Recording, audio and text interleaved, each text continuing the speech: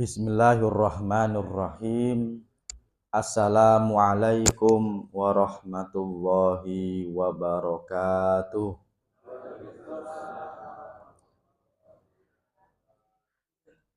Alhamdulillahilladzi arsala rasulahu bil huda wa dinil haqq liyudhhirahu 'alad dini kullihi wa kafa billahi syahida. Allahumma shalli wa sallim ala sayyidina wa maulana Muhammad wa ala alihi wa ashabihi wa man ittaba'al huda. Rabbi syrah li sadri wa yassir li amri wahlul 'uqdatam min lisani yafqahu qawli, amma ba'du. Bapak-bapak, ibu-ibu jamaah Masjid Al Basyariyah yang insyaallah yang hadir, selalu saya doakan semoga sehat walafiat, semoga diberikan keberkahan untuk rezeki yang dikumpulkan, keluarga yang dibina, dan juga selalu berkah usianya. Dan insya Allah di kesempatan kali ini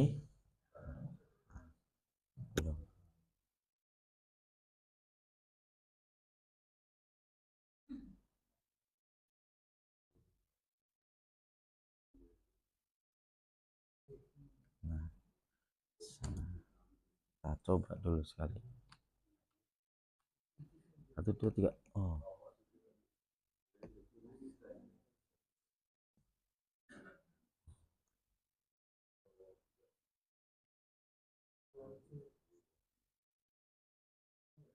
Harusnya udah bisa.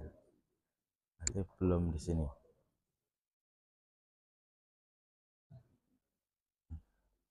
Insya Allah mohon maaf, nah belum bisa ya. Kalau di sininya harusnya ya, saya ini udah connect. Kalau gambarnya kayak gini nih di layar saya, berarti harusnya udah tinggal kabelnya.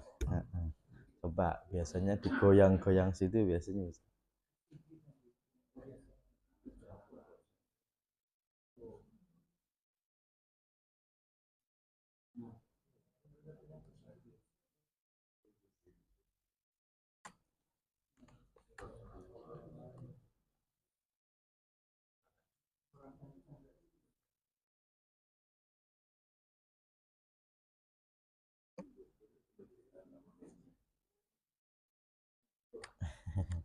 Nggak bisa ya, ya udahlah.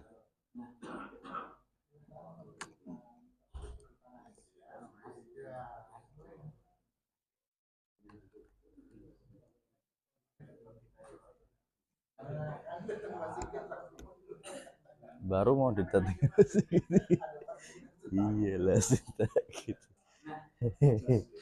Sikit ini kayaknya setengah wali nih Pak Sigit ya. Baru didatengin. Oke. Dan dibilangin Pak Sigit, saya juga inget dulu Pak Sigit gitu. Baru mau juga udah bisa ya. Saya lanjutin. Mohon maaf, Masya Allah. Di kesempatan kali ini kita insya Allah akan melanjutkan kajian kita berkaitan dengan muamalah. Karena kita sudah merencanakan kajian fikih kita bagi menjadi 2 sesi besar. Yang pertama ibadah, yang kedua muamalah. Di pertemuan yang lalu kita telah membahas tentang fikih ibadah, khususnya sholat jamaah. Kesempatan kali ini saya akan melanjutkan kajian tentang fikih waris, dan ini sudah kita bahas. Ini saya cuma mereview saja. Jadi harusnya sih ada bayangan. Tapi kalau nggak inget ya nggak apa-apa ya Pak ya. Yaitu kita bicara mengenai rukun waris yang ketiga, yaitu ahli waris. Di mana rukun waris ada 3. Pertama namanya pewaris atau almarhum, yang kedua harta waris, yang ketiga ahli waris. Dan ini urut Pak, artinya tidak ada ahli waris kecuali ada pewaris. Kalau belum meninggal berarti belum disebut ahli waris, baru calon semuanya. Karena di Indonesia itu selalu disebut pewaris selalu bapak atau ibu, disebut ahli waris selalu anak. Padahal kadang-kadang yang meninggal anaknya dulu baru bapaknya, atau anaknya dulu baru ibunya. Kalau yang meninggal anaknya berarti anaknya kan almarhum, Pak. Berarti pewaris. Kalau ibunya masih hidup berarti ibu tadi ketika anak meninggal ahli waris atau pewaris, Pak? Ahli waris. Ya, Pak ya. Berarti ini harus paham. Yang berikutnya begini. Ahli waris ini jumlahnya ada 22 pihak. 22 pihak ini tidak selalu ada semuanya. Karena pasti ketika yang meninggal suami pasti ya istrinya ada atau sudah meninggal dulu. Oke ya. Artinya 22 ini semuanya namanya calon ahli waris, tapi bisa dapat bisa tidak itu nanti ada aturannya. Misalnya Pak, ketika saya sebutkan ini ada suami, ada istri. Kalau almarhumnya kok laki-laki, berarti ahli warisnya adalah istri. Kalau almarhumahnya kok perempuan, berarti ahli warisnya apa?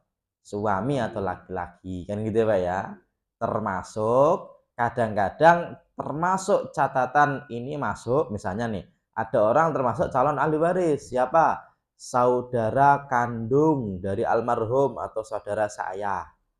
Tapi bisa dapat bisa tidak. Karena kadang-kadang ketutup bagiannya, namanya terhijab. Ya, atau misalnya cucu itu yang termasuk ahli waris itu Pak dari jalur anak laki-laki. Tapi bisa dapat bisa tidak, kadang-kadang dapat kadang-kadang tidak. Kalau tidak tertutup bagiannya berarti dapat, kalau ketutup bagiannya berarti enggak dapat. Siapa yang menutup bagian cucu?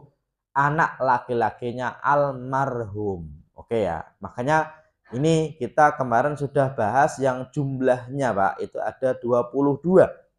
Yang kalau kita bisa baca ini sebagai singkat saja, nanti saya akan bahas satu persatu Pak.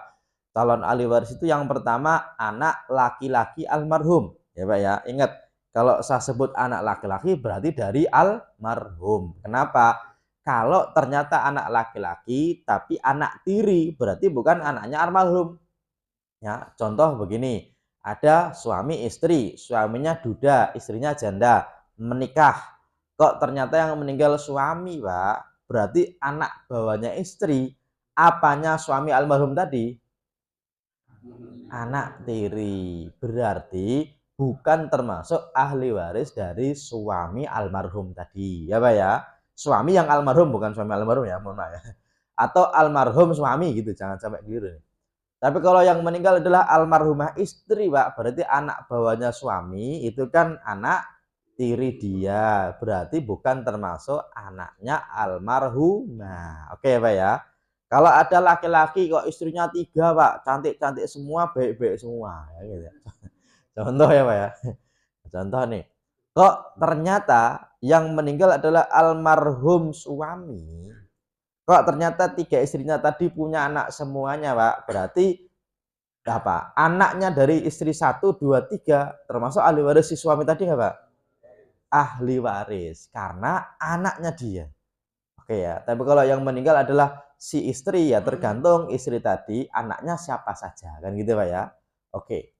Kemudian yang kedua anak perempuan dari almarhum. Yang ketiga adalah istri dari almarhum. Yang keempat suami dari almarhum. Nah, wah, dip. Cuma 7. Oke, yang keempat. Yang kelima adalah ayah dari almarhum. Yang keenam adalah ibu dari almarhum. Ini saya bedakan warnanya karena mereka pasti dapat, Pak.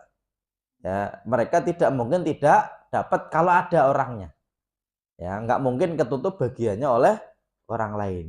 Tapi kalau yang lainnya kadang dapat, kadang tidak, tergantung ketutup atau tidak. Ya, Pak ya. Dan di Indonesia itu paling kalau orang meninggal itu yang ada ya 6 orang ini.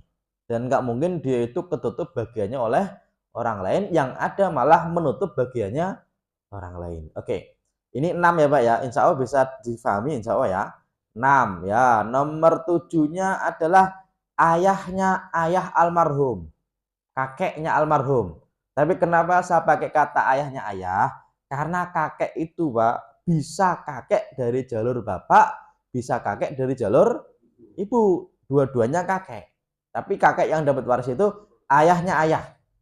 Terus nomor 8, ibunya ayah.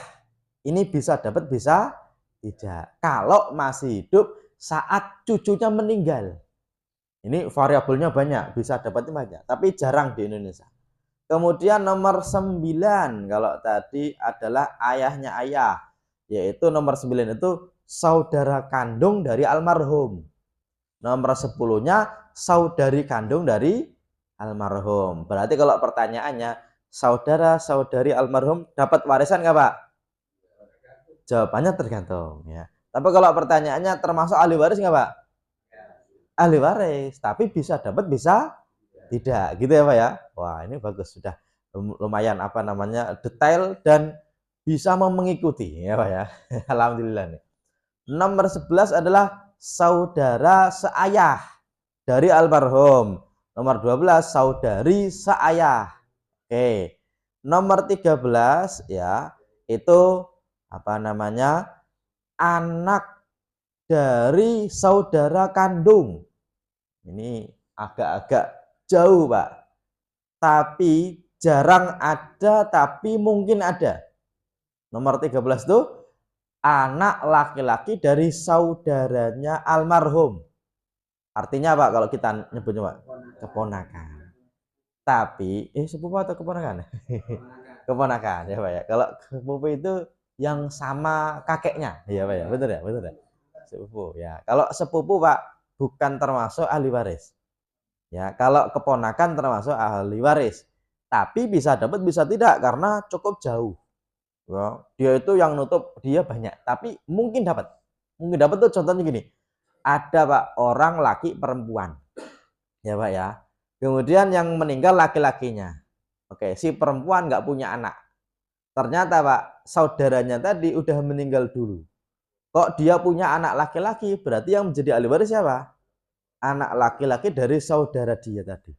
Ya, karena ternyata ada kejadian di mana orang itu usianya panjang sampai saudaranya meninggal semua, ya. Dan ternyata saudarinya kan dia termasuk ahli waris, tapi anak dari saudari kan bukan termasuk ahli waris. Ya, tapi ya yang jadi ahli waris malah anak laki-laki dari saudaranya almarhum. Pernah ada, tapi jarang. Tapi kalau sudah level saudaranya almarhum ini nanti jadi masalah gara-gara apa? Kok yang dapat cuma keponakan laki-laki dari anak laki-laki saja? Padahal keponakannya nanti bisa banyak, Pak. Ya, apalagi nanti bumbunya beragam. Oke, saya akan lanjutkan dulu. Kemudian yang nomor 14 adalah anak laki-laki dari saudara seayah atau keponakan laki-laki dari saudara seayah. Nomor 14. Nomor 15 itu paman dari almarhum, tapi dari jalur bapak. Makanya Pak, ini bahasanya ini nanti susah kalau di bahasa kita. Yaitu saudaranya bapaknya almarhum yang kandung. Nah, itu aja Pak ya. Ada orang meninggal Pak, punya bapak, bapaknya punya saudara. Itu kan berarti kan paman, Pak D, tapi cuma jalur bapak, bukan jalur ibu. Ya, tapi saudaranya kandung dari bapaknya almarhum. Oke. Terus saudara seayah dari bapaknya almarhum atau paman seayah. Nomor 16. Ini jarang sekali ada. Ya, tapi dalam ilmu waris termasuk salah satu calon ahli waris. Nomor 17 adalah anak dari paman. Ya, atau sepupu laki-laki tapi dari yang kandung saja. Makanya sepupu itu bisa jadi ahli waris tapi hanya yang laki-laki dari saudara kandungnya almarhum. Itu sudah jauh banget Pak dan jarang ada. Ya, kemudian ada sepupu laki-laki dari paman seayah. Ini nomor 18. Nomor 19-nya banyak, yaitu cucu laki-laki dari anak laki-laki nomor 20-nya cucu perempuan dari anak laki-laki, ya Pak ya. Nomor 21-nya ibunya ibu almarhum, nomor 22 itu saudara atau saudari seibu. Oke ya, ini berarti ahli waris ada berapa Pak? 22. Tapi nggak usah dihafalin semuanya Pak. Ya, karena toh juga buat apa ya Pak ya? Nggak ada ujiannya.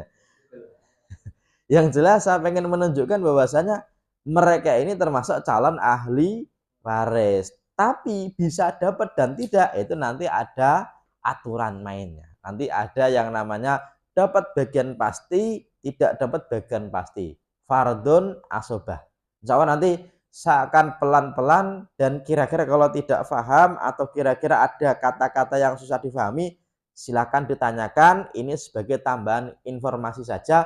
Karena Pak, ilmu waris ini ilmu yang dijelaskan secara detail dalam Al-Quran. Artinya kita mempelajari waris berarti mempelajari Al-Quran. Kan gitu Pak ya. Oke, kita lanjutkan dulu.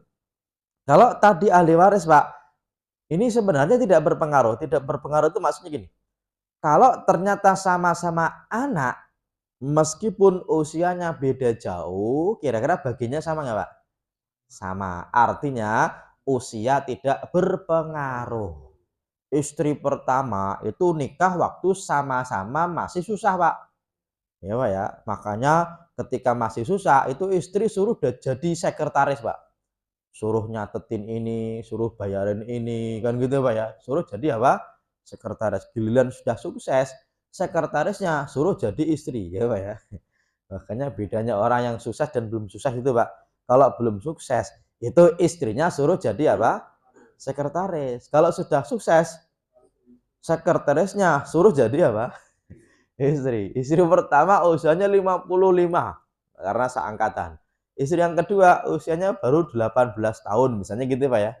Kalau statusnya kok sama-sama istri, bagian warisnya sama nggak Pak?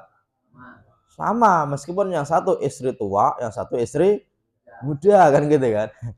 Tapi Pak, dalam bab ilmu waris meskipun bagiannya sama, tapi dalam realita pembagian waris itu pasti berantem.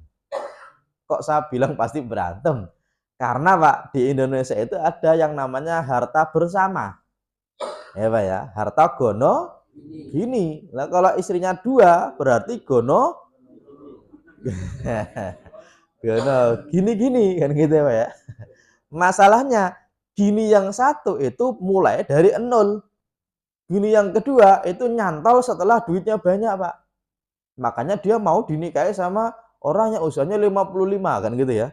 Oke. Makanya nanti dalam pembagian waris meskipun bagiannya sama, yang jadi masalah adalah kira-kira dapat warisnya itu apakah langsung dari harta almarhum atau harta almarhum bagi dulu sama istrinya. Kalaupun dibagi sama istrinya, terus cara pembagiannya itu berapa persentasenya? Dan ini tidak ada dalam ilmu waris, Pak. Tapi dalam ilmu apa? Ya Indonesia. Ya Indonesiaan saja. Ya makanya gono gini itu awalnya bagus. Biar kalau ada orang itu perempuan setelah nikah kok ikut bekerja dengan suaminya, itu kalau suaminya meninggal tidak lantas dibagi waris karena istrinya punya bagian di situ kan gitu ya. Cuma masalahnya yang satu itu berangkat dari nol ketika masih ngontrak gitu kan. Yang satu sudah rumahnya besar. Kadang-kadang suami itu ketika ngasih ini atas nama istri, ini atas nama istri, nanti selalu jadi masalah. Dan masalahnya bukan dalam bab ilmu warisnya, tapi dalam bab tentang ini gimana caranya. Apalagi kalau sampai suaminya Pak tidak minta izin tapi malah minta maaf ya Pak ya. Wah ini agak berat ya Pak ya. Makanya pelajaran moralnya apa? Jangan nikah lagi. Kan itu ya Pak ya. Oke, meskipun kadang-kadang nggak poligami. Meskipun kadang-kadang nggak poligami. Saya kasih contoh Pak. Suami istri menikah. Ternyata istrinya meninggal. Kadang-kadang tidak dibagi waris. Karena suami merasa, kan saya masih hidup. Kan harta istri saya ngasih saya juga. Oke Pak ya. Tapi masalahnya gini. Kalau ternyata istri punya harta, berarti bagi waris nggak Pak? Bagi waris. Kan gitu ya. Kok ternyata di kemudian hari kok suaminya nikah lagi, punya rumah, yang ditempati bersama istri keduanya, itu pasti nanti jadi masalah gara-gara anak-anak dari istri pertama merasa gini, Ya kan itu rumah yang beli waktu ibu masih hidup. Kok sekarang bagi waris begitu aja? Kan gitu ya Pak ya. Makanya sebenarnya dalam ilmu waris itu gampang. Gampangnya gini, usia berapapun dari anak, dari istri itu sebenarnya selama posisinya sama Pak. Berarti bagiannya warisnya sama nggak Pak? Sama. Tapi dalam masalah kekinian di Indonesia nanti masalahnya bukan dalam ilmu waris. Tapi kalau masalah gara-gara warisan, selalu nanyanya ke ustadz yang tahu ilmu waris. Padahal kalau dicari di kitab ilmu waris, Pak, nggak ketemu. Kenapa? Orang bukan masalah waris, ya Pak ya. Ini kan masalah warisan, bukan masalah ilmu waris. Dua hal ini kan bisa sama, bisa tidak, Pak. Kenapa? Karena dalam ilmu waris itu yang penting ada harta, kemudian ada ahli waris, baru dibagi waris, gitu aja. Tapi bab tentang bumbu-bumbu tadi itu biasanya lebih seru, Pak. Oke ya, saya lanjutin. Yang kedua, orang itu kalau dalam posisi yang sama, itu mau menikah atau belum menikah, bagian warisnya sama nggak, Pak? Sama, kan gitu, Pak ya. Meskipun sudah menikah lagi. Maksudnya gini, ada suami meninggal, istrinya masih hidup. Kemudian belum dibagi waris karena masih ada anak-anaknya dan anaknya mungkin masih kecil. Kemudian istrinya menikah lagi, Pak. Kemudian di kemudian hari ternyata mau bagi waris. Pertanyaannya, kalau ada istri yang menikah lagi, pertanyaannya Pak, dia dapat warisan dari suaminya nggak Pak? Dapat. Kan gitu ya. Kan dia udah nikah Pak Ustadz. Karena ketika almarhum meninggal, dia posisinya masih apa? Istrinya almarhum. Meskipun ketika bagi waris, dia sudah menikah. Kan gitu kan ya. Oke. Yang berikutnya, sudah bekerja atau tidak, itu juga tidak berpengaruh. Serumah atau tidak, juga tidak berpengaruh. Dicintai atau tidak berpengaruh. Kaya atau miskin, tidak berpengaruh. Punya jasa atau tidak, juga nggak berpengaruh. Ya, hanya saja biasanya begini. Kalau ada anaknya 3, Pak, yang 2 merantau, yang 1 menemani orang tuanya, itu selalu begini. Kan saya dulu yang merawat ibu, merawat bapak. Kamu kan jarang-jarang pulang. Pulang juga paling lebaran, kan gitu Pak ya. Itu pun paling ngasih amplop 500. Balik-balik ke Jakarta, Pak. Bawa ayam, ya Pak ya. Bawa pisang, bawa beras, cucunya juga dapat saku semua. Ini namanya apa? Untung ya Pak ya. Nah, masalahnya gini, yang berjasa dan nggak berjasa itu kira-kira bagian warisnya sama atau beda, Pak? Kalau bicara waris ya sama, kan gitu ya, Pak ya. Tapi kalau ada anak gini, kan saya merawat bapak, berarti saya minta lebih dong. Boleh nggak minta, Pak? Boleh, tapi masalah dikasih atau tidak tergantung saudaranya, kan gitu Pak ya. Tapi kalaupun ngasih bukan dalam rangka ngasih waris, tapi ngasihnya itu dari sisi, oh iya saya sadar nggak bisa memberi kebaikan kepada orang tua karena kamu baik, kita kasih deh, itu boleh Pak. Tapi tidak defaultnya begitu, nggak hukum awalnya nggak begitu.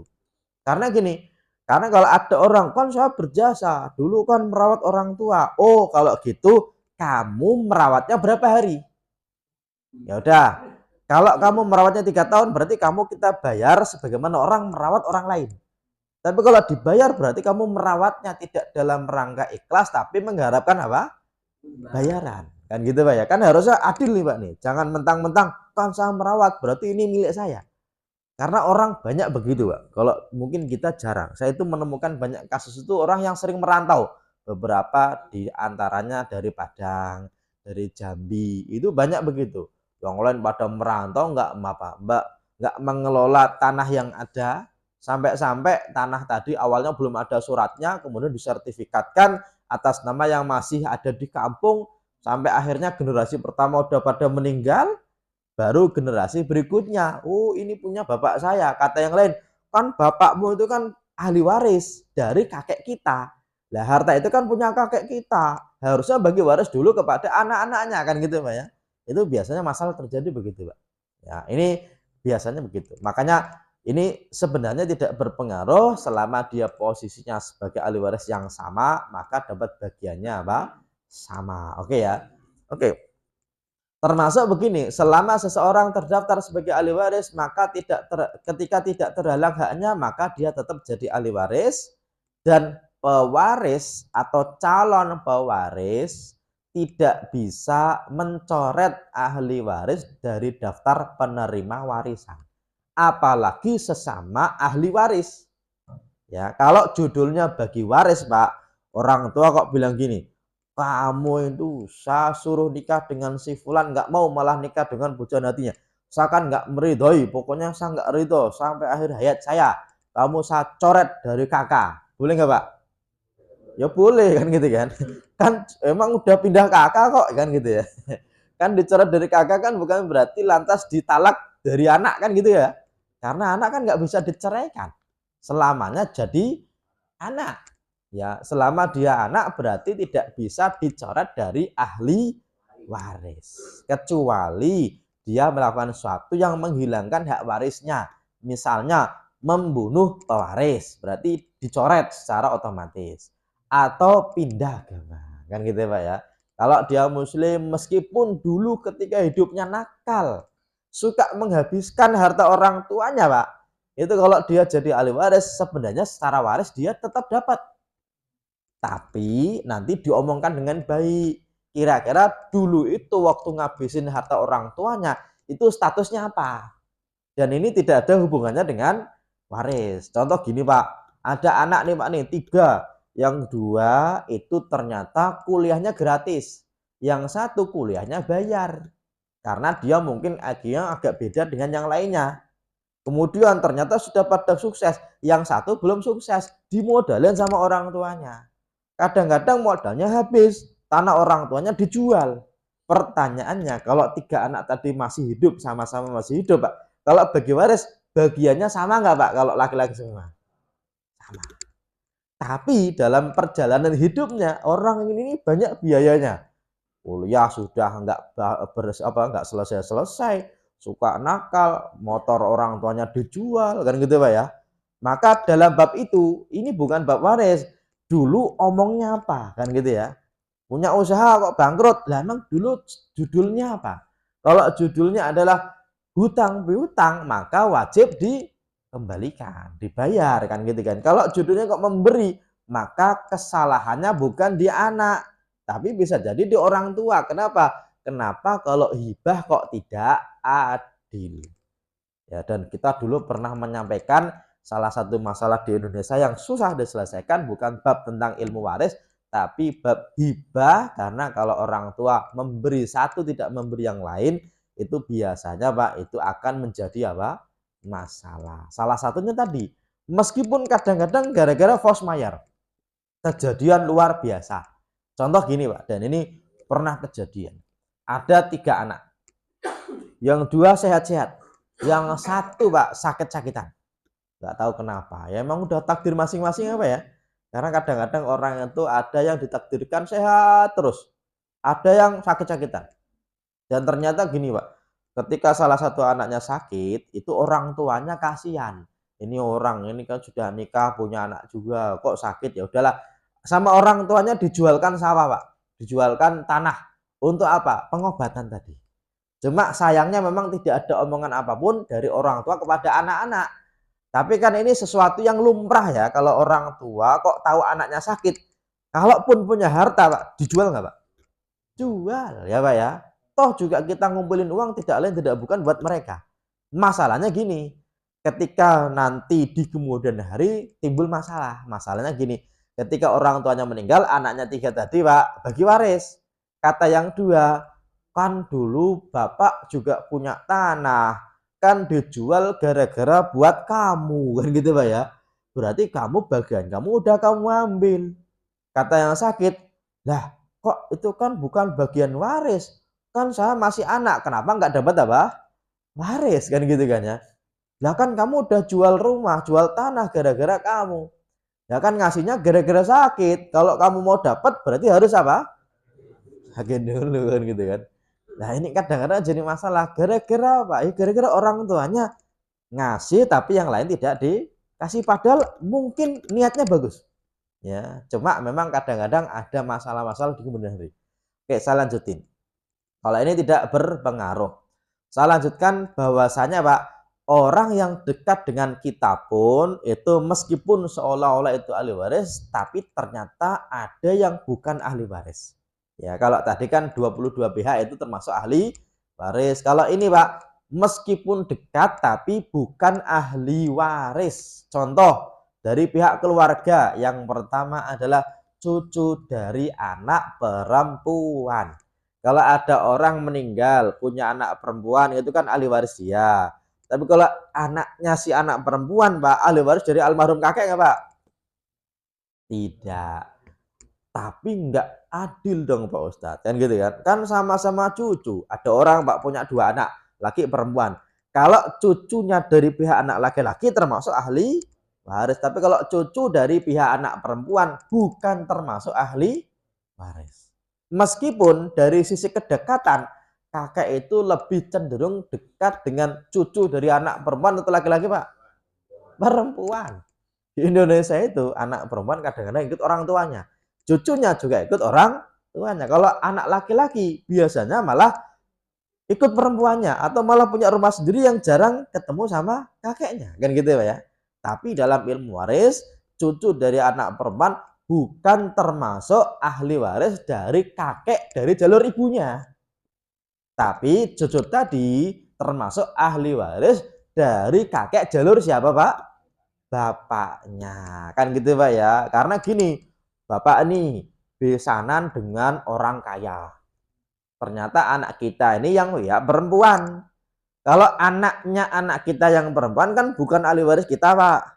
Tapi anaknya anak kita yang perempuan itu ahli waris dari siapa? Besan kita, kan gitu ya. Bisa jadi malah lebih kaya dia daripada kita. Maka ngelihatnya jangan cuma dari satu sisi, tapi 2 sisi. Bahwasanya cucu itu ahli warisnya dari bapaknya, bukan dari ibunya, kan gitu ya. Oke.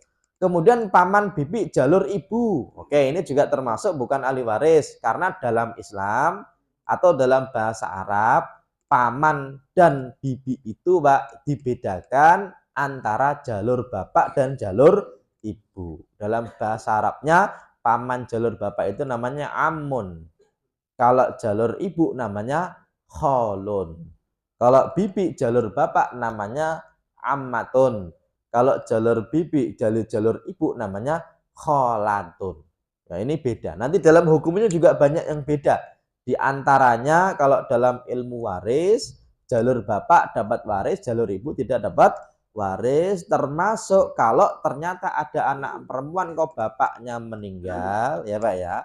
Itu kok ternyata anak perempuan tadi nikah, kok kakeknya udah nggak ada, yang jadi wali adalah paman dari jalur apa? Bapak atau ayah, kan gitu kan. Karena memang nanti hukumnya banyak, Pak. Meskipun mereka dapat ahli waris, dapat warisan, tapi ternyata juga dalam Islam mereka juga dapat kewajiban. Di antaranya apa? Memberi apa? Nafkah. Kalau yang meninggal itu punya anak yatim. Ya, meskipun nanti ada urutannya. Misalnya gini, dulu Nabi Muhammad SAW itu bapaknya meninggal, yaitu Abdullah. Ketika Abdullah usia 25, Nabi Muhammad usia 2 bulan dalam kandungannya, dalam kandungan ibunya. Ya, kemudian ketika bapaknya meninggal, Nabi Muhammad lahir, yang menafkahi adalah kakeknya, yaitu Abdul Muthalib. Setelah kakeknya meninggal, nanti ulama menyebutkan gini, sebenarnya nanti walinya berpindah kepada pihak laki-laki. Tapi kalau pamannya banyak, maka tergantung wasiat dari kakeknya atau wasiat dari bapaknya atau siapa yang bisa. Dan Nabi waktu itu yang menafkahi adalah siapa? Bapaknya Ali, yaitu Abu Thalib. Ya Pak ya, meskipun Abu Thalib ini nanti kisahnya agak-agak ya akhir hidupnya kurang mengenakan. Tetapi yang jelas pamannya itu nanti menjadi calon ahli waris dari pihak bapak. Kemudian keponakan itu calon ahli waris tapi hanya jalur saudara kandung laki-laki atau saudara seayah. Tapi kalau bukan keluarga kok bukan ahli waris, diantaranya apa? Tiri-tirian. Jadi anak tiri, bapak tiri, ibu tiri, kok tiri-tirian bukan termasuk ahli waris, ya Pak ya. Tapi ini tiri. Ya, tapi kalau saudara tiri ada Pak ya. Ini nanti bahkan lebih dari sekedar waris. Gini Pak. Kalau anak tiri itu bukan ahli waris tapi mahram. Saya ulangi. Anak tiri itu bukan ahli waris tapi mahram. Contoh, suami nikah dengan istri, istrinya punya anak laki-laki, keliru, anak-anak perempuan, Pak. Berarti si suami tadi kan bapak tirinya si anak perempuan. Meskipun tiri-tirian tidak termasuk ahli waris, tapi dalam Islam termasuk apa, Pak? Mahram. Artinya si bapak tadi dengan anaknya si istrinya tadi itu nggak boleh menikah setelah meninggalnya si ibunya tadi. Ya, atau bapak tiri. Misalnya nih Pak nih, si anak laki-laki itu ternyata bapaknya nikah lagi dengan perempuan. Berarti anak perempuan tadi, Pak, keliru. Anak laki-laki tadi dengan ibu tirinya mahram nggak, Pak? Mahram, tapi bukan ahli waris.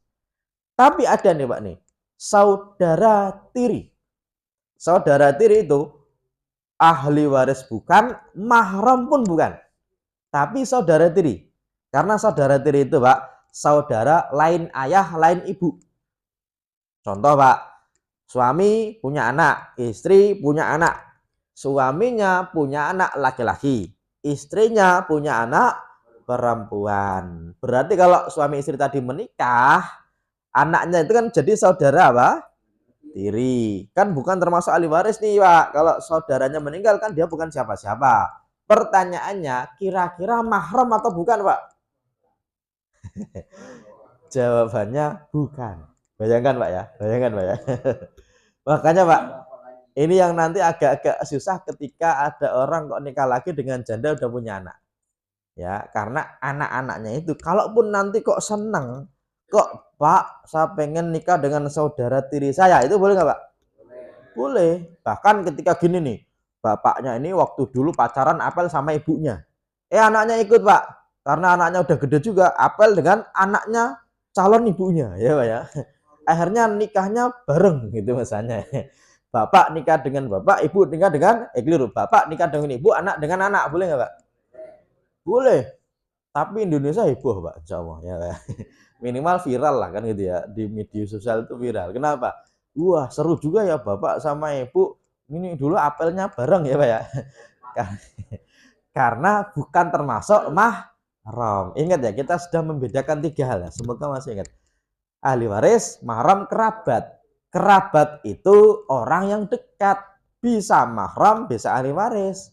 Tapi kerabat ada yang bukan ahli waris, ada yang bukan mahram. Meskipun dia apa? Kerabat. Ada orang yang mahram tapi bukan ahli waris. Ada yang ahli waris tapi bukan mahram. Ini ingat ya, Pak. Ini 3 ini mirip-mirip, Pak. Tapi ilmunya beda. Ilmunya gini. Kalau ahli waris berarti ilmu waris, ya. Kalau mahram berarti ilmu tentang bab nikah. Kalau kerabat awalnya bab sedekah. Ya, karena kita itu disuruh berbuat baik kepada kerabat. Saya kasih contoh aja. Ini contoh soal, kalau bisa jawab, Pak, insya Allah Bapak dapat hadiah ya, Pak ya. Dari panitia, insya Allah hadiahnya umroh gratis, Pak. Dari takmir masjid, insya Allah, Pak ya. Amin. Jadi kita jarang-jarang ada kuis ya, Pak ya. Kalau ada kuis nanti Bapak insya Allah rajin nanti ya. Oke, saya kasih contoh soal gini, Pak. Orang ini, Pak, pasti bukan mahram, tapi dia calon ahli waris. Bisa kerabat, bisa tidak. Siapa dia, Pak? Dia itu pasti bukan mahram. Ya. Tapi dia calon ahli waris, tapi dia bisa kerabat, bisa tidak. Kira-kira siapa? Kalau bukan mahram, tapi ahli waris. Jadi gini, ahli waris itu semua gara-gara nasab. Kecuali satu. Suami atau istri. Kan gitu, Pak ya. Maka kalau dia pasti bukan mahram, berarti ya kalau nggak suami ya istri. Dan istri itu pasti bukan mahram. Kenapa, Pak? Karena boleh dinikahi. Kan gitu ya. Tapi ahli waris, kenapa? Karena dia dapat warisan. Bisa kerabat, bisa tidak. Artinya istri itu, Pak, boleh kerabat selama bukan mahram. Meskipun kerabat. Contohnya tadi, Pak, apa? Keliru, bukan keponakan. Sepupu, ya Pak ya. Sepupu itu kan kerabat. Kenapa? Ya dekat. Orang sepupu itu mbahnya sama, Pak. Kalau kumpul Bani Hanif gitu ya, anak saya misalnya nih 2 nih. Terus dia punya anak masing-masing itu kan kalau ketemu kalau lebaran itu kan rumahnya sama, Pak ya. Bahkan tidurnya juga bareng, orang di depan TV semua kan gitu kan. Masalahnya kadang-kadang dulu mungkin mainnya bareng Pak, lama-lama nggak pernah ketemu ternyata sepupu saya cantik juga ya kan itu Pak ya. Terus boleh nggak nikah dengan sepupu? Boleh nggak Pak? Dalam Islam boleh. Meskipun nanti dalam bab tentang kesehatan kadang-kadang ada orang yang jangan nanti takutnya Pak itu apa DNA-nya atau apa genetiknya nanti ketemu yang jelek-jelek kan gitu Pak ya. Takutnya begitu, takutnya lah ya. Tapi terbukti tidaknya wawalam. Ya, karena gini Pak, ketika ada laki-laki kok misalnya nih pinter ya, tapi jelek, tapi ada orang perempuan apa cantik tapi bodoh. Nanti kira-kira kalau nikah itu Pak, nanti anaknya itu ganteng pinter atau jelek bodoh. Iya enggak? Ya enggak tahu ya Pak ya. Ya orang namanya ya kemungkinan kan dan kemungkinannya banyak kan gitu Pak ya. Sangat mungkin, enggak selalu wah ini memperbaiki keturunan, mentang-mentang bapaknya jelek Pak ya. Nanti istrinya cantik nanti memperbaiki keturunan bodoh-bodoh enggak apa-apa yang penting cantik gitu kan. Malah cantiknya enggak dapat, oo-nya dapat kan gitu kan kita enggak tahu kan. Makanya itu termasuk rahasia ilahi ya. Karena apa namanya, meskipun nanti ada keilmuannya, ada saintisnya ya Pak ya. Kalau XY nanti biasanya kalau pas suburnya dapat apa, nanti makannya apa, dapat apa itu kan ada saintiknya. Tapi ya enggak selalu. Oke, kalau tadi yang pertama tiri-tirian tidak termasuk ahli waris. Yang kedua angkat-angkatan Pak. Anak angkat, kemudian saudara angkat, ibu angkat. Itu bukan termasuk ahli waris. Tapi anak angkat bisa termasuk mahram. Ya, bisa. Mungkin ya, tapi bukan selalu. Tapi contohnya gini, ada orang angkat anak Pak dari kecil dari bayi. Terus disusuin sama ibunya. Sama si perempuan, suami istri. Terus ternyata istrinya itu Pak, ternyata punya anak juga. Terus ada susu. Dan anak angkat tadi misalnya nih Pak ya, belum usia 2 tahun. Terus disusui sama ibu tadi. Berarti anak yang disusui sama perempuan tadi, anak angkat tadi, ahli waris nggak Pak? Keliru. Ahli waris nggak Pak? Bukan, bukan. Tapi mahram nggak Pak? Mahram karena anak sepersusuan, kan gitu ya. Anak susu. Maka bisa jadi, ini bisa jadi loh ya, bukan berarti lantas selalu otomatis jadi apa mahram bukan. Karena di Indonesia itu Pak, anak angkat itu nanti repotnya bab tentang mahram. Kalau ahli waris insya Allah banyak tahu kalau dia bukan termasuk ahli waris. Tapi kalau bab mahram itu contohnya gini, yang diangkat anak itu laki-laki. Dulu sih masih kecil Pak, lama-lama kan gede Pak. Ya, masalahnya kalau gede, dia si anak laki-laki dengan ibunya yang angkat tadi, mahram atau bukan? Bukan, kan gitu ya. Berarti boleh berduaan nggak Pak? Ya awalnya dalam Islam kan nggak boleh, kan gitu ya. Tapi kan anak angkat, udah cipika-cipikian, saya tahu ngomong kecilnya yang nyebokin saya, kan gitu Pak ya. Tapi ini yang susahnya di situ, ya. Makanya kalau ngangkat anak dalam Islam, Pak, itu merubah bin nggak boleh, ya Pak ya. Tapi kalau binnya tetap boleh. Hanya saja kalau sudah dewasa, mungkin masalahnya adalah bab tentang apa? Kemahromannya tadi. Kalau dari kecil disusuin, jadi anak sepersusuan, itu bisa disebut anak mahram, ya Pak ya. Karena dia anak apa? Sepersusuan tadi. Tapi kalau diangkat doang, kok sudah digede bahkan sudah gede diangkatnya, maka secara nasab tidak bisa ganti, tidak dapat warisan, dan secara mahram harus cukup hati-hati. Gitu Pak ya. Ini dalam Islam. Oke. Kemudian saudara angkat juga bukan termasuk calon ahli waris, ya. Tapi Pak, apa namanya? Meskipun di Indonesia itu yang jadi masalah selalu kalau ada orang mengangkat anak kok nggak punya keturunan lain selain anak angkat tadi. Ini biasanya nanti jadi masalah gara-gara apa? Dari sisi waris dia tahu bukan ahli waris. Tapi biasanya gini, kan dia tahu nih bukan ahli waris. Maka mau nggak mau Pak harus cara lain. Cara lain itu gini, bisa hibah, bisa wasiat. Kalau wasiat karena dia bukan ahli waris maka boleh dapat maksimal sepertiga. Kalau hibah awalnya tidak ada batasan dalam sisi hukum. Ya, meskipun batasannya adalah jangan sampai ahli waris lainnya itu tidak tahu atau dalam keadaan miskin. Ya, hanya saja gini, kadang-kadang anak angkat tuh pinter Pak, pinternya gini, selama masih hidup itu semua surat-surat Pak itu atas nama siapa? Dia, kan gitu Pak ya. Maka nanti ketika bapak ibunya meninggal, biasanya saudaranya almarhum almarhumah itu nanti menuntut waris. Tapi sama anak angkatnya, oh tidak bisa om, kenapa? Ini sudah milik saya, buktinya apa? Ini suratnya. Ini masalah warisan, tapi bukan masalah ilmu waris. Kenapa? Dalam ilmu waris jelas siapa ahli warisnya, yang masih hidup saat almarhum meninggal. Kalau yang masih hidup kok saudara-saudari, berarti yang dapat waris adalah saudara-saudari almarhum. Tapi masalahnya ketika masih hidup ternyata suratnya sudah dipindah namakan atas nama anak angkat. Masalahnya itu disebut hibah atau tidak. Lah ini Mbak, dalam ilmu apa? Waris ini udah nggak ada, tapi ilmunya ilmu apa? Hibah. Kan gitu Pak ya. Makanya kalau dalam bab anak angkat ini yang perlu diperhatikan adalah dia bukan termasuk ahli waris, bisa dapat harta jalur hibah maupun wasiat, tapi kalau mau hibah itu calon ahli waris aslinya Pak harus dikasih tahu. Kenapa? Karena anak angkat itu kadang-kadang zolim, kadang-kadang terdolimi. Kalau yang tadi Pak menguasai semuanya itu berarti dia apa? Zolim. Tapi ternyata ada yang terdolimi. Karena anak angkat ini baik, nggak apa-apalah saya merawat. Ibunya bilang, ini buat kamu, oh ya terima kasih. Tapi nggak ada apa Pak aksinya. Cuma bilang iya saja, tapi ternyata masih atas nama almarhum. Kalau masih atas nama almarhum, pasti nih saudara-saudarinya bilang, yuk bagi waris. Kata anak angkatnya, kan udah dikasih ke saya, mana buktinya? Dulu pernah bilang, siapa saksinya? Enggak ada. Kan gitu Pak ya. Maka dalam bab ini ketika almarhum meninggal, kok saudaranya nuntut warisan? Ya berarti yang dapat warisan siapa? Saudaranya. Kan gitu kan. Meskipun dulu pernah bilang ini buat kamu, kalau nggak ada saksinya Pak, ini berat. Nah, berat.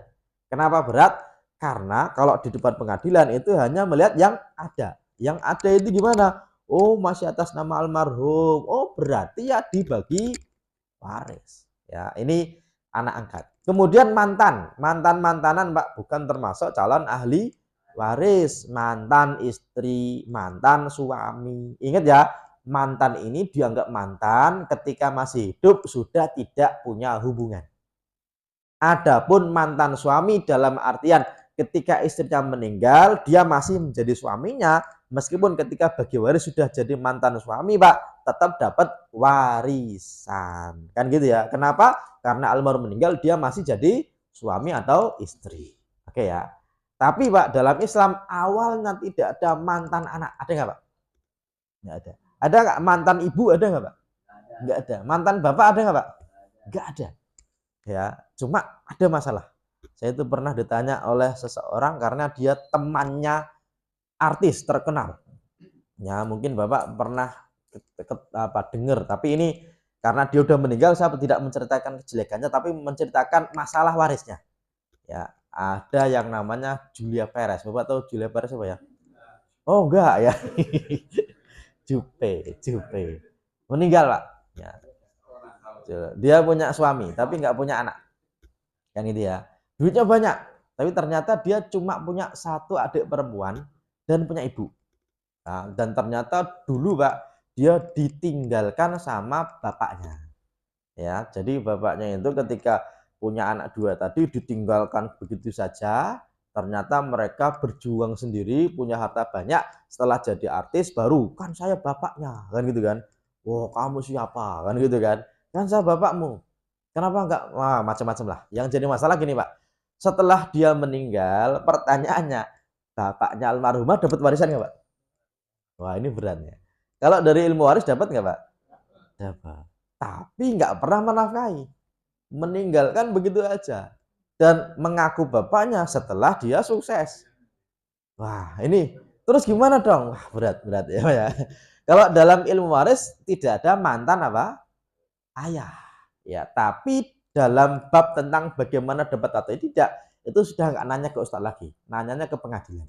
Nanti pengadilan nanya, kamu kenapa kok tidak menafkahi? Oh gini. Ya udah dihitung Pak, kamu harus nafkahi sekian. Kalaupun dapat waris kira-kira nanti masih sisa atau malah nambah.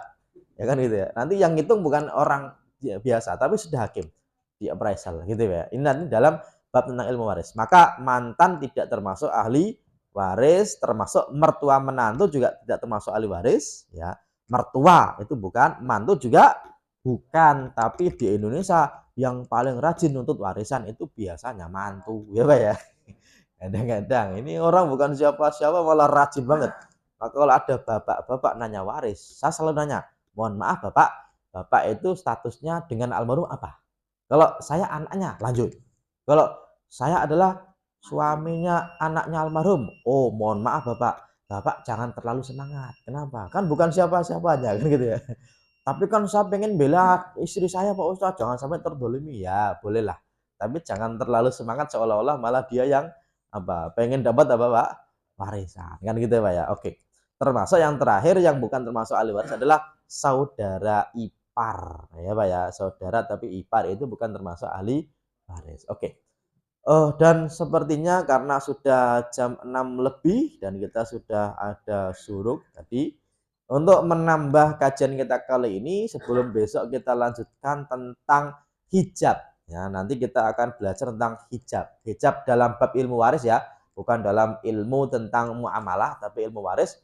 Karena Pak, ketika almarhum kok punya anak laki-laki, banyak sekali orang yang terhijab. Tapi kalau almarhum kok punyanya anak perempuan saja, ternyata anak perempuan tidak bisa menghijab saudara kandungnya almarhum. Makanya nanti kita akan belajar terus bagaimana solusinya. Kan gitu ya. Karena di Indonesia itu biasanya kalau saudara itu Pak itu sudah seperti orang lain ya Pak ya. Nah, nanti kita akan bahas di pertemuan berikutnya. Sebelum saya akhiri, barangkali kita akan buka sesi tanya jawab dari bapak-bapak, boleh satu. Ibu-ibu kalau ada juga boleh. Nah, silahkan. Langsung boleh. Pak Bambang silahkan. Waalaikumsalam warahmatullahi wabarakatuh. Orang tua. Utangnya lebih besar dari harta yang ditinggalkan. Itu bagaimana, apakah hutang itu juga sebagai waris? Warisan hutang. Ahli waris dari Oke, pewaris. siap, bagus. Ini pertanyaannya real ya Pak ya. Tapi bukan pengalaman pribadi kan Pak ya, bukan ya. Gini, hutangnya almarhum. Oke. Dalam Al-Qur'an Pak tidak disebutkan pembagian waris kecuali dibayarkan apa? Hutangnya. Mimba diwasiyatin yusibiya audainin. Jadi Pak, awalnya urutannya begini. Orang meninggal. Terus ditanya, almarhum punya hutang enggak? Oh iya punya. Berarti dibayar dulu sebelum bagi waris. Selama hutangnya bisa terkonfirmasi. Karena banyak orang yang ngaku-ngaku punya piutang kepada almarhum tapi ternyata enggak ada buktinya. Dan ini berat, ya. Tapi kalau ada konfirmasinya ditulis atau anak-anak juga tahu, maka wajib bayar apa? Hutang dulu baru bagi waris. Masalahnya kalau hutangnya habis, kok ternyata masih punya hartanya habis kok masih punya hutang, gimana Pak Ustadz? Maka kita akan bagi dua. Yang pertama, ketika anak-anaknya tahu dan bertanda tangan di atas materai, ternyata akan menanggung hutangnya almarhum. Karena kadang-kadang begini Pak, orang utang ke bank ya Pak ya, itu nanti ada jaminannya. Jaminannya siapa? Bisa istrinya, bisa anaknya. Kadang-kadang orang utang ke tempat tuh, ke bank. Terus anak-anaknya kan suruh tanda tangan juga Pak, kadang-kadang ya Pak ya. Saya itu kemarin ngisi begini Pak di kota Casablanca di mall ya. Itu salah satu jamaah kita itu ada dari legal apa namanya? Tim hukum dari suatu perusahaan. Lawyer lah ya. Itu dia bilang gini, di kita sekarang Pak Ustadz, itu kalau ada orang berhutang kok cukup banyak, itu anak-anaknya suruh datang juga, tanda tangan juga, dalam rangka kalau nanti terjadi mal tidak bisa bayar, ya Pak ya, maka akan ada yang menanggungnya. Nah kalau ada orang yang menanggungnya, berarti meskipun harta warisnya habis, utangnya masih, berarti wajib ditanggung oleh siapa Pak? Oleh orang yang bertanda tangan tadi, ya. Kadang-kadang begini, hutang tapi sudah diasuransikan Pak. Dan ternyata kalau nanti meninggal, ternyata sama asuransi di cover. Ya udah, kalau ternyata ada yang menanggung, mau keluarganya, mau asuransi, berarti selesai. Karena ada yang menanggung. Masalahnya gini, almarhum hutang nih kepada tetangga. Ya, anaknya tahu Pak, 50 juta. Ternyata hartanya habis. Buat bayar utang yang lain masih 50 juta. Dan nggak ada harta lain tapi masih punya hutang. Dan tidak ada tanda tangan dari siapapun untuk menanggung hutangnya. Maka dalam kasus ini awalnya dulu Nabi pernah tidak mau mensolatkan. Tapi akhirnya Pak, ada orang baik namanya Abu Darda. Nah, Abu Darda itu bilang kepada Nabi, Nabi utangnya saya bayarin. Utangnya berapa? 2 dinar. Nah, tapi dalam kasus ini Nabi tidak mencari mana nih istrinya, mana nih anaknya, bayarin. Ya, makanya para ulama menyebutkan awalnya Pak, hutang itu kalau sudah tidak punya harta lagi tidak diwariskan. Awalnya, selama tidak tanda tangan tadi ya Pak ya. Kalau tanda tangan berarti kan anaknya tadi tahu akan menanggungnya Pak. Kalau anaknya kok nggak tahu juga, awalnya dia tidak bisa dapat kewajiban berhutang dari almarhum orang tuanya. Nggak bisa dituntut nih, secara hukum nggak bisa nih Pak nih. Tapi kan hutang tetap wajib dibayar dong, kan gitu Pak ya. Maka kalau terjadi seperti itu, dulunya gini. Awalnya kan yang bayarin Abu Darda Pak.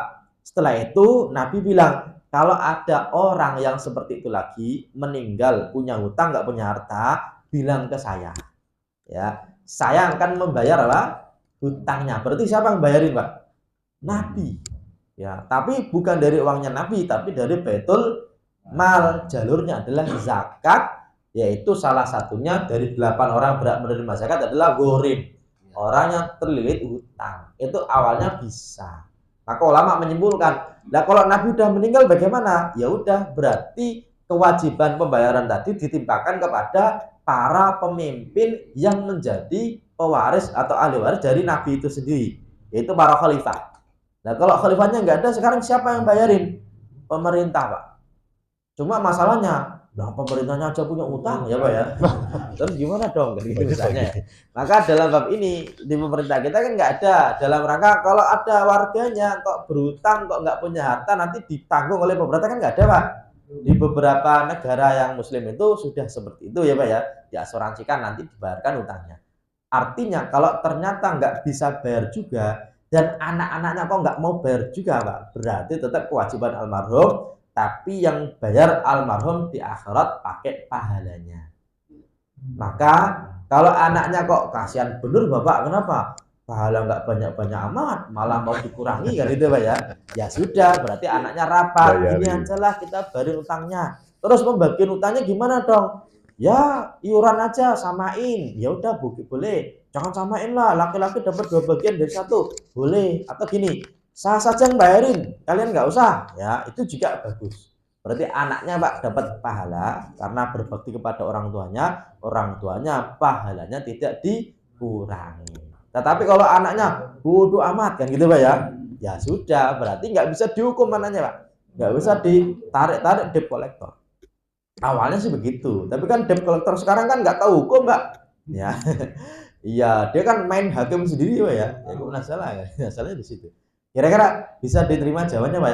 Jadi urutannya begitu. Ya meskipun kemarin saya pernah ditanya begitu, saya langsung jawab begini, ya kalau dalam bab hukum ini anaknya nggak dapat kewajiban. Saya diprotes sama ibu-ibu tadi, kan ada tanda tangannya Pak Ustadz, anaknya suruh tanda tangan. Oh kalau itu berarti kasusnya beda. Kalau anaknya tahu akan menanggung utangnya, berarti anaknya wajib nggak Pak?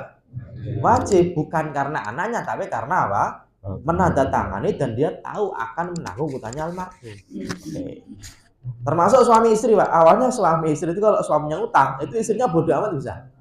Kalau istrinya utang ke warung, suaminya bodoh amat kan gitu ya. Tapi kan utangnya untuk keluarga kan. Kecuali kalau utangnya untuk konsumtif ya. Misalnya gini, suami istri Pak, istrinya itu utang untuk apa? Untuk keluarganya dia sendiri misalnya. Kan kadang-kadang ada gitu Pak ya. Bapaknya sakit atau ingin ngasih ke adiknya sendiri. Itu awalnya kan tidak kewajiban dari sang suami. Kalau sang suami, ya saya nggak mau tahu dik. Itu awalnya boleh-boleh aja. Kan yang wajib dinafkahi adalah istrinya sendiri, bukan saudaranya istri kan gitu Pak awalnya. Kalau ternyata ada perjanjian, itu bisa. Tapi kalau enggak, ya berarti tidak ada kewajiban. Oke. Kira-kira bisa diterima jawabannya Jawa?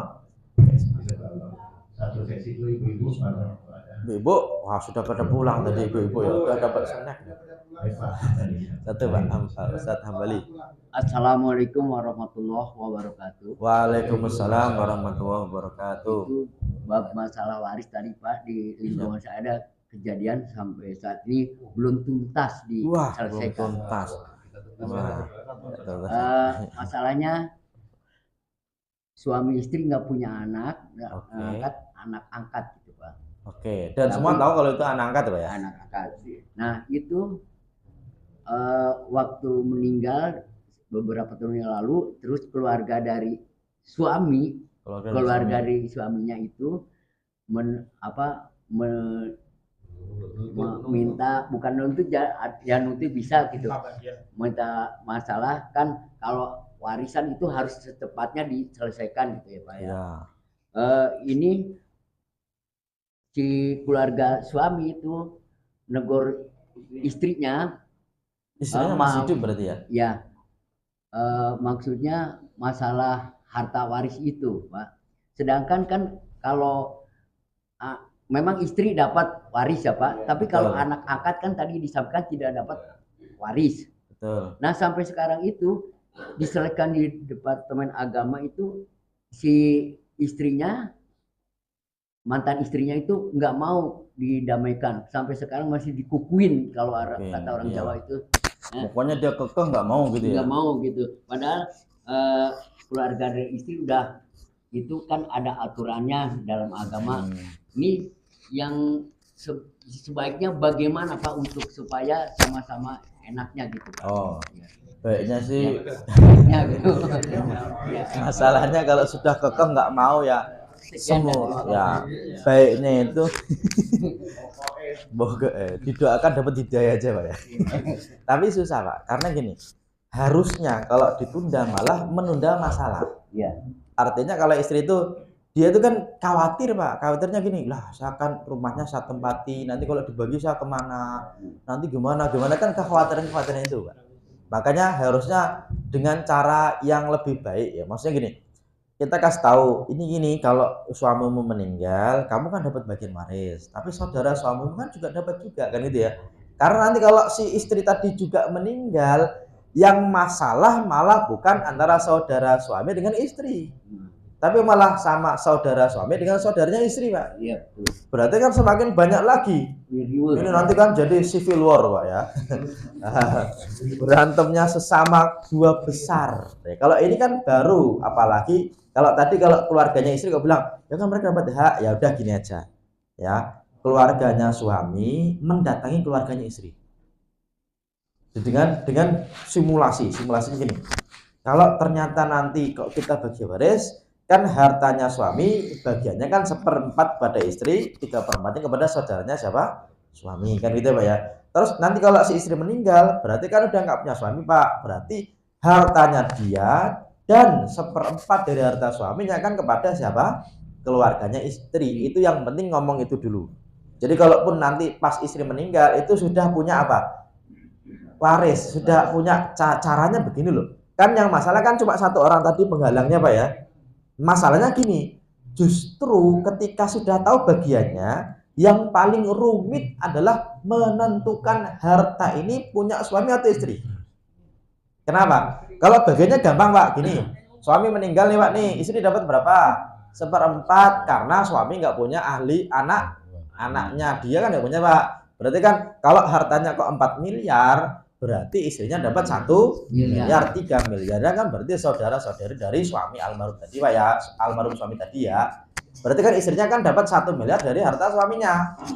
Kalau ternyata si istri tadi kok juga punya harta sendiri, berarti berapa nih? Oh punya dia 1 miliar. Berarti saudaranya si istri tadi bagi warisnya bukan dari yang 4 miliar, tapi dari yang 2 miliar. 1 miliarnya dari harta suaminya, 1 miliarnya milik dia sendiri kan gitu Pak ya. Masalahnya gini Pak, kalau bentuknya rumah, mobil, perhiasan, kalau sudah sama-sama meninggal, yang paling susah justru ini mobil punya siapa? Perhiasan punya siapa? Itu justru malah lebih rancu. Gara-gara apa? Yang punya udah pada meninggal. Justru malah apa? Berantemnya semakin seru Pak. Ibarat bomnya itu meledaknya semakin besar. Tinggal pilih aja. Dan kalau Bapak nanti ketemu, kalaupun nanti jadi masalah, yang nanti di akhirat yang ditanya-tanya malaikat, ya kalaupun keliru masuk neraka itu ya kamu, kan itu Pak ya. Makanya kalau masih ditakut-takuti dengan neraka nggak takut Pak, ya sudah, itu udah selesai. Kenapa? Karena dia yang nggak mau. Ya minimal kalau sekarang itu Pak, yang paling penting adalah apa? ini inventarisir hartanya almarhum apa saja, hartanya istrinya apa saja, itu yang paling penting. Karena nanti kalau sudah sama-sama meninggal, itu yang paling susah gini, kalau ternyata rumah tadi aslinya milik almarhum, kok dipindah namakan milik istrinya, pertanyaannya itu milik almarhum atau almarhumah istri nanti. Kalau milik almarhumah istri berarti dibagi waris kepada saudaranya istri. Kalau masih milik almarhum berarti istrinya dapat warisan, saudaranya suami masih dapat, kan gitu kan. Justru itu yang paling susah kalau ditunggu nanti-nanti itu seperti itu. Kira-kira bisa dipahami Pak ya. Jadi kalau bagaimana Pak Ustadz menyadarkan dia? Alah, ya susah Pak, ya Pak ya. Harusnya putusan pengadilan, ya. Harusnya eksekusi itu yang paling punya kekuatan hukum, ya. Tapi kan masalah di kita Pak, kalau sudah masuk pengadilan itu kan orang malesnya Pak. Ya ini sama aja ngasih makan apa Pak? Pengacara ya Pak ya. Pengacara kan pengangguran nanti baca banyak acara kan gitu ya. Nah nanti di sini kalah, di sono menang. Nanti sono lagi menang lagi, kalah lagi itu kan. Nah, jadi gojekannya apa namanya pengacara aja. Tapi memang itu cara terakhir Pak. Kalau sudah dieksekusi berarti itu sudah mengikat, apalagi sampai ingkrah ya Pak ya. Tapi kan pengennya kan kekeluargaan dulu, jangan sampai ngelibatin orang lain dulu. Oke. Ya saya kira cukup dulu dan kurang lebihnya saya mohon maaf dengan doa ya. Oke, kita akhiri dengan sama-sama memohon kepada Allah, semoga Allah berikan kita ilmu yang bermanfaat, yang berkah, manfaat dunia akhirat, dan keluarga besar kita, keluarga yang sakinah mawaddah rahmah, harta kita menjadi harta yang baik buat mereka maupun kita di dunia maupun di akhirat. Bismillahirrahmanirrahim. Astagfirullahaladzim, astagfirullahaladzim, astagfirullahaladzim. Wassallallahu ala nabiyina wa maulana Muhammadin walhamdulillahi rabbil alamin. Rabbana la tada' fi majlisina hadza dzanban illa ghafartah wa la dainan illa qadaitah wa la hajatan min hawaiji dunya wal akhirati illa atitaha ya arhamar rahimin. Aw manfa'na bima 'allamtana wa 'allimna ma yanfa'una wa zidna kulla yaumin ilman nafi'a. Rabbana zalamna anfusana wa illam taghfir lana wa tarhamna lanakunanna minal khasirin. Rabbana atina min ladunka rahmatan wa hayyi' lana min amrina rasyada. Rabbana atina fid dunya hasanah wa fil akhirati hasanah wa qina azabannar. Subhana rabbika rabbil izzati amma yasifun wa salamun alal mursalin walhamdulillahi rabbil alamin. Wal afa minkum. Assalamualaikum warahmatullahi wabarakatuh.